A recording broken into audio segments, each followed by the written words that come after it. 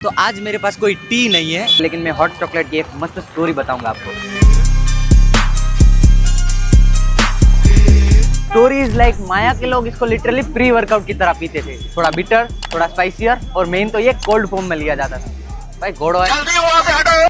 एक टाइम था जब ये ड्रिंक सिर्फ रॉयल लोगों को मिलता था। वो जमाने में नॉर्मल लोग इसको अफोर्ड नहीं कर पाते थे। और फिर यूरोप में रिच पीपल ने इसको एस्थेटिक बना दिया। गोल्डन कप, वेलवेट सोफा, एकदम old money vibe. And then हैंस भाई के मिल्क ऐड करने के बाद ये बन गया एक क्रीमी कंफर्ट ड्रिंक। जैसे ही 1828 में कोका प्रेस आया तो सबके पास इसका एक्सेस चला गया। मतलब समझ लो ना कि लोटस बिस्कॉफ का वो इंडियन वर्जन बना दिया इसको। सोचो इसका भी ग्लो अप हो रहा है। पता नहीं मेरा कब होगा। Congratulations because you are not just sipping the cocoa but you guys are sipping royalty. ले भाई। तो फॉलो वाइब છે क्योंकि रेयर स्टोरी को एक रेयर स्टोरी टेलर बता सकता है। કોઈનો ભરોસો નથી, બધાય મૂકીને વ્યા જાય। એક ચા બનાવવાનું ભાઈ। You guys are not just sipping the cold coco. Cold coco જ આવી જાય છે બોલો।